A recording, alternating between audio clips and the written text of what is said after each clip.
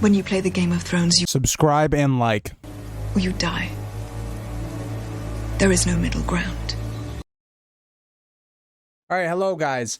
And I just wanted to put this little segment in before the video starts that I wanted to dedicate this video. My cat passed away today. So yeah, rip to my cat Sky. You guys saw him on stream like maybe a couple times. Yeah, he had a good life, and just dedicate this video to him. And let's get into the video. All right, hello YouTube. Welcome back to the Grease Goblin YouTube channel. Today's video, we are going to be talking about if Cersei will actually survive the attack on King's Landing. And so today's kind of video is going to be a theory that I think is probably more of the popular theory on the idea that Cersei actually will survive and make it to Casterly Rock. And so I'm going to kind of go against my own viewing of these events, because for me, I've always said in the past, I think young Griff takes out Cersei. I think the Lannisters are done by the time young Griff like takes over, because I think for me, I've always kind of seen that when Dany comes over, I think really it's going to be this idea that who are the villains left, right? The great others and the White Walkers, that's going to be kind of our main threat. But then after that, it's like, okay, well, you kind of have this weird situation where you're probably going to have three characters that have a claim to the throne. Dany, Jon, when he gets his parents revealed, if you believe in that.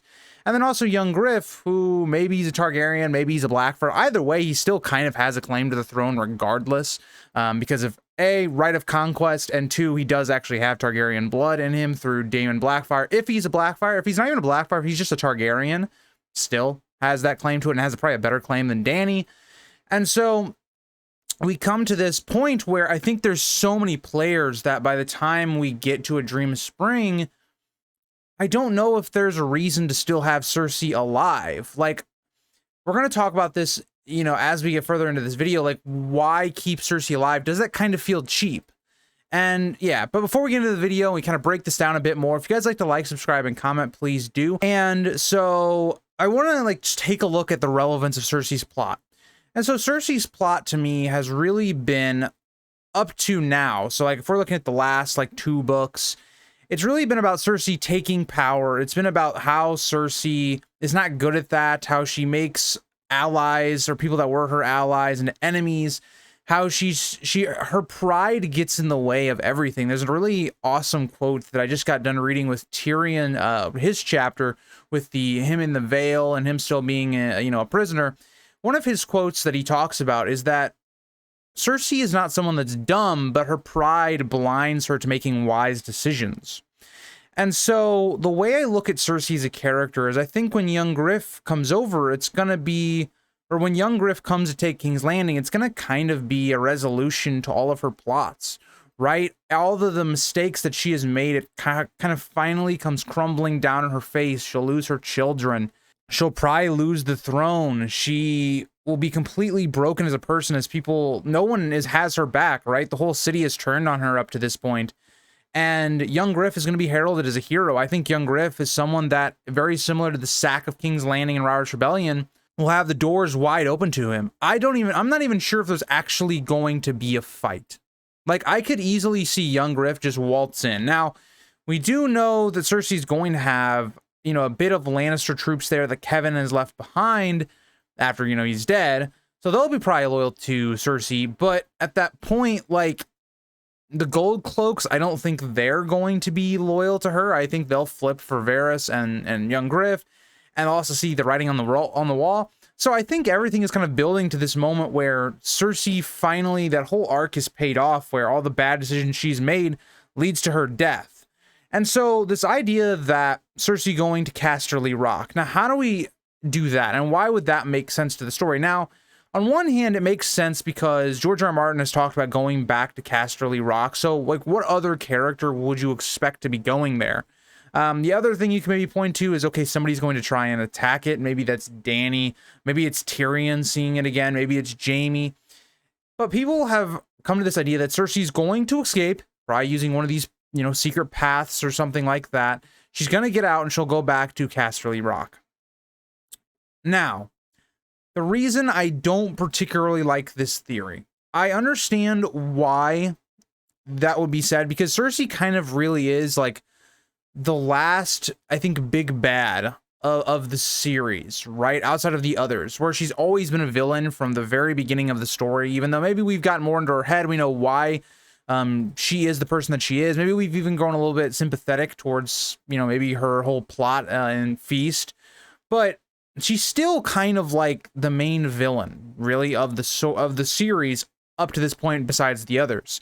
So yeah, maybe it makes sense that she needs to be in the last book, and she's kind of the last overarching villain that gets taken down. But at the same time, I think there's so many parallels that are sitting here between Aerys and Cersei, and I really like this idea that maybe Jaime or even Arya ends up killing Cersei. Maybe that's because Arya kills Jaime, takes his face, and then kills Cersei, kind of fulfilling that prophecy. Maybe we see that just Jaime does it himself. Jaime comes to this decision where he sees Cersei as this character that, again, has turned into a mad queen. Maybe she's trying to get the wildfire to go off in King's Landing, cause panic, cause maybe the death of young Griff, trying to kill these people, trying to kill the Faith Militant up to this point, the High Sparrow. I think everything has kind of been set up to where that could be a possibility. Now, the issue is the timing of things, right? Where Jaime is still in the Riverlands. He is basically going to be taken captive by Lady Stoneheart. So how quickly does that plot resolve itself? That's a whole other question. Now, for me personally, I think that plot probably will be resolved in the first half of Winds of Winter, based upon how big the book's going to be. But the young Griff stuff, I don't think that's probably him actually taking King's Landing. If he does, will be more towards the back half. And you look at where Jaime is in the Riverlands, that's not that far from King's Landing. So I definitely think he can make it back in time and go back to King's Landing and see what's going on and how Cersei has changed as a person, and overall being the person to kill her, and then him dying as well. So I think that would be a really interesting like arc that we could see. It would be really unfortunate not to see Jaime and Cersei, two of our main characters, in the last book. So that's kind of where we come to this point of, okay, so if Cersei now is at Casterly Rock, say the way I think things are going to go down is wrong, and let's say Cersei, she makes it to Casterly Rock.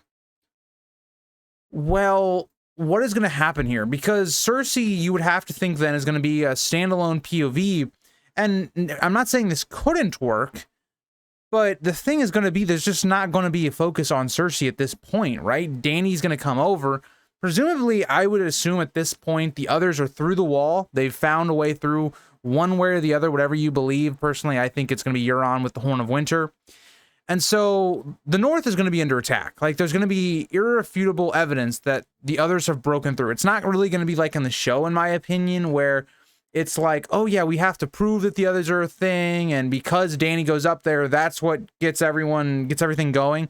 I think it's going to be more like the world understands what maybe is going on. Now, maybe they don't believe that it's the others at first, but once you see that, okay, Winterfell is attacked, Stannis' forces are dead because of this other force, and you put that together with, okay, well, we have young Griff, we have Dany, we have Jon, do all of these factions kind of group up, and that's where I'm going to make a video in the future where I talk about, like, is the POV issue a problem? Because in reality, George, really what he needs to do is group all of our POVs together, which is what is going to inevitably happen, right? My thing with, like, say, the Dany plot, people have pointed out, like, there's just so many POVs with Dany right now, like, how does that get resolved? And it's pretty easy. You just stop giving them a lot of POVs, right? When Sansa and Tyrion were both in King's Landing, did we stop giving one of them POVs? No, we just kind of balanced it out a little bit. And so that's what I think is probably going to happen, is it's like, it's not that big of an issue, in my opinion. You can see, you know, Victarion doing things through Dany's eyes, or Tyrion's eyes, or Barristan's eyes, or, you know, you can add the flip side of that. So to me, I look at Cersei and I just don't know why we would keep her, because I've always thought the main issue is going to be like how the show did it, where the others are the main issue first, and then we have the fallout of that, which is like Cersei versus Dany.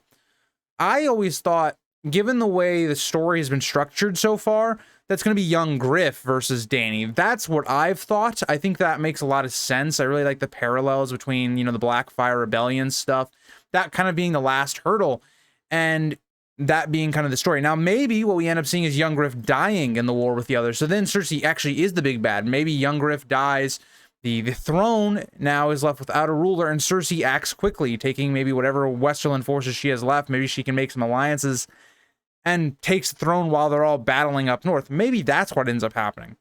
For me personally, don't like that idea. I find it much more fulfilling and or the resolution being better for Cersei's character if she does die because of all of the actions that she's put in motion, right? And yeah, so thank you guys all for watching. Let me know what you guys think about Cersei, if she's going to survive survive to go to Casterly Rock. And I'll see you guys all in the next one. Bye, guys.